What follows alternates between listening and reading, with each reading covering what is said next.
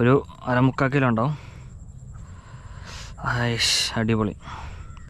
അങ്ങനെ ഇന്നത്തെ ആദ്യത്തെ മീൻ കിട്ടി. നമ്മുടെ സ്കോർപ്പിയോണിലാണ് കിട്ടിയുള്ളത്. അത് പഴയൊരു ഫ്രോഗാണിത്. നമുക്ക് എന്തായാലും ഹണ്ണൂക്ക് ചെയ്യാം. ഹണ്ണൂക്ക് ചെയ്യുകയാണെങ്കിൽ നമ്മുടെ ഹുക്ക് റിമൂവർ ഓക്കെ കിട്ടി. ഇത് അധികം ബലം പിടിക്കേണ്ട ആവശ്യമില്ല, കാരണം നമുക്ക് ഈ സ്കോർപ്പിയോണിൽ വിശ്വസിക്കാം. പെട്ടെന്ന് ഹുക്കാവും. എന്നാൽ മിസ്സോ അതും ഉണ്ടാവും എന്ന് പറയാം അല്ലേ. കിട്ടി.